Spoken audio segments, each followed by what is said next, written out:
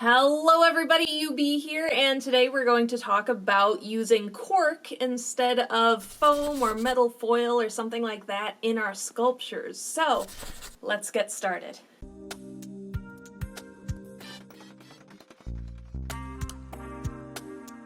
Alright, so welcome to my chaotic workshop. I'm in the middle of getting ready for a couple of vendor fairs, but I wanted to take a little time this week to talk to you about cork. Cork is not something that I considered as an art material before, but I was thinking about what sort of ways I could make my creating process more sustainable and eco-friendly. And one of the things that I was trying to figure out was how to use things that aren't foam and aren't like metal foils in order to bulk out the pieces that I'm making, because I really like to make big, giant installation art pieces, if you will. Foam is an art material that I started with when I was in college, maybe in high school, so it's been along with me in my creative journey for a long time. But all of the fumes that you get off of foam when you're sculpting it aren't good for you. I can't guarantee where I'm living that I'm always going to have good ventilation and all of that good stuff. It's not good for my body. I would really like to find a replacement for it. With that being said, why cork? I'm not even sure how I stumbled upon cork as an idea, but it comes in sheets and it's very sustainable because it's actually made from a specific kind of tree's bark, and that is pressed into sheets or whatever shape you need, such as a wine cork or what have you. It's really cool in that it is sustainable. You can grow more of those trees, whereas you can't grow more aluminum or tin to make metal foils. You can't grow more plastic to make foam. So it's much better for the environment that way. It's also biodegradable in a way that aluminum and tin foil aren't, and foam also is not. So it will break down not only in nature a lot faster than the metal foils or the foam, but it's also going to break down in your body a lot easier and a lot sooner than, say, those fumes from sculpting foam. As far as applications that I've found for cork so far, there's obviously the small sculptures that I've been talking about that you'd traditionally bulk up with a tin foil or aluminum foil. You can use it instead of that foil and sort of be able to carve it into whatever shape you need. And then that gives you a really solid base to put your clay on top of. This is especially useful because I've been using paper clay, and since paper, trees, this is made out of trees, all of it comes together really nicely. As far as larger sculptures go, I would love to see more creators use cork instead of insulation foam in a lot of their projects, where insulation foam can be okay and maybe even advantageous to some smaller creators for sure. You know, it does have its drawbacks of being really toxic, and if you're sculpting it using heat tools, you're creating fumes that you don't want in your body. I've been there, done that. I've done a lot of foam sculpting. Cork actually sculpts really easily. I'll talk about that in just a second, but with a sharp X-Acto knife, this is really easy to work with, and as long as you put a clear coat on top of it to make it water resistant, it's actually shocked me how awesome this material can be as an analog for the traditional foam sculpting that I would see for like wall textures and that sort of thing. I'd also like to submit cork as an idea to bulk out your paper mache sculptures, because I know that a lot of people who have done piñatas for a long time have like paper mache down to a science and an art, but for those of us who maybe are just starting out and might need that little extra support, cork is going to work really well with paper mache because, again, trees, trees, trees, all of it is trees, and it all comes together really nicely that way. Now, as far as ease of use with cork, I've found that it cuts like butter with a nice X-Acto knife. Always wear cutting gloves when you're working with an X-Acto knife. My brand of cutting gloves is No Cry, I believe. My personal pair of cutting gloves has reinforced fingers, so I have avoided cutting myself on any of this so far, and I've really enjoyed it. With that being said, I tried 3 different thicknesses of cork, so you can see here the 1/4 inch, the 1/2 inch, and then I also bought a big ol' thing of full inch thickness that you can kind of see there. And each one obviously gets stronger as you get thicker. The downside to a full inch thick piece of cork is that your X-Acto knife isn't going to go all the way through it. I will say that once you get about halfway through the sheet of cork, it does pop out, like whatever shape you're trying to get out of it pops out really easy though. So it's all up to your comfort level with sharp objects, really. But I would say stick to the 1/2 inch thick cork for most projects. And any smaller sculptures that you do, you could really get away with the 1/4 inch thickness, which actually comes in a 2-pack, at least the brand that I tried. So cork also glues together really easily. If you think of it as if it were paper, what would stick 2 pieces of paper together, then you can basically use any adhesive that works in that scenario. So you can use school glue, you can use hot glue, you could technically use rubber cement or something like that if you really wanted to.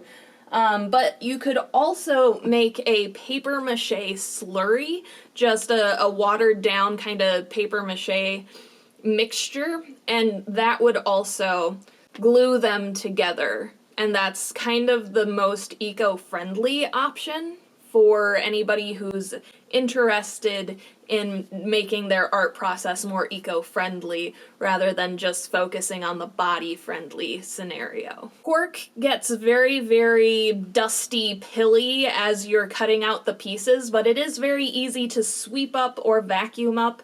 You're not dealing with any like microscopic kind of dust or anything like that. And it's really quite easy to clean up after that way. And any scraps that you save, you could also add into a paper mache mixture later, and that way your scraps can be reused, but they're also recyclable because they're just paper, you know, essentially. There were a couple of things that I found out about cork while I was using it that I didn't really anticipate, and so a pro of using cork instead of tinfoil, aluminum foil in your smaller sculptures is that it's actually really lightweight. I found that making my mushroom jars, they turned out really lightweight, and that will save me shipping cost, etc., going forward. And it also made them so that they kind of have a bounce to them if you drop them, on accident, of course. As long as you have a protective coating around it, won't see your precious sculpture shatter and be brittle in that way, if that makes sense. The cork kind of gives it the material somewhere to go, and that makes it so that you're less likely to break whatever gorgeous masterpiece you have created. As far as cons go, the cork does take more time to put together, where working with tinfoil, you just have to take it out of the box and kind of crumple it into the shape that you need. This does take a little bit more thought as to what pieces you need to cut out and then glue together, and then you can kind of shape them from there. You can use your X-Acto blade and sort of sculpt once they're put together like this. Another thing to note is that if you make your core out of cork, then you can't be using any clays like original Sculpey that need to be put into an oven to bake, because this is a fire hazard in the oven, so don't go around doing that. But for air dry clays like paper clay, it's perfect.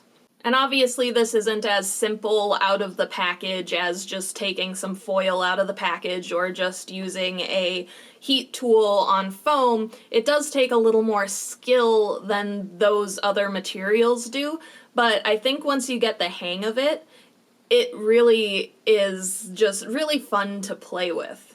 As far as cost goes, I'm sure that your gears are turning and you want to know about how much this costs. I will say cork is a bit more of an investment right off the bat. So for smaller pieces, if you're not doing batches or not doing a lot of sculpting work at the moment, it might be a little out of your price range, and I totally get that. I think anybody would understand you not being able to take the leap into cork, just because it is a little bit cost prohibitive if you're just an independent artist working on your own. However, I think it would be great to see larger productions such as, you know, community theaters or even Broadway, etc., using cork instead of foam, for the health of their people that are working the props and sets and etc. Cork can come in these different thicknesses, and they're all a little bit differently priced. I'll tell you the prices for the ones that I invested in, but you can find cork a lot cheaper than this if you get it straight from the manufacturer, which I wasn't able to do this time around.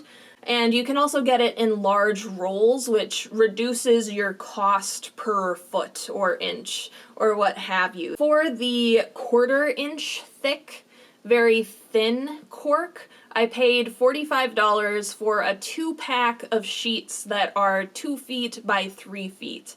And thankfully, all of the other thicknesses were in the same dimensions, 2 feet by 3 feet.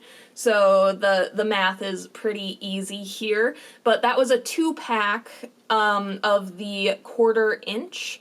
And then for the 1/2 inch thick, we were looking at $45 for a single pack. So it's twice the thickness, twice the cost.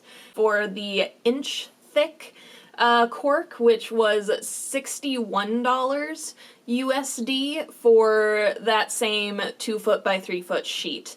And I think the 1 inch thick cork is a little bit of overkill for most projects, but if you're making large pieces, making your base out of the 1 inch thick would not be the worst thing in the world. And I'd even venture to say that you could probably sculpt wall furnishings out of this cork with an X-Acto blade if you wanted to. Tin or aluminum foil can be found at the dollar store, so obviously that is your budget option as far as making your armatures a little bit more bulky before you put your clay onto your sculptures. That is your cheaper sort of option. And insulation foam comes in much larger sheets and is quite cheap. That's largely why productions use it, is because it is very cheap. With that being said, insulation foam for sculpting is about $14 for more than double the surface area. And then if you go with a full inch thickness, it's $32 for almost double the surface area. So cork is essentially 4 times as expensive as the insulation foam, but I also want to point out that you can get it in those larger rolls. You don't need to get huge, really thick pieces necessarily, and there's a lot of options there if you're a larger manufacturer of handmade goods or what have you. With all that being said, thank you so much for tuning in and listening to me prattle about one of my new favorite art materials. You get 1,000 experience points just for that. Thank you so much to my patrons, Mark, Nathaniel, Twyla, and Liam. You guys are just so amazing, so patient, such rock stars. And if you'd like to join them, please check out patreon.com/ubdraws so that I can do more experiments like this. Don't forget to hit like and subscribe. It really does help me out a whole lot, and I just recently got over 100 subscribers, so every little bit helps. Don't forget to drink some water, and I'll talk to you guys again soon. Peace!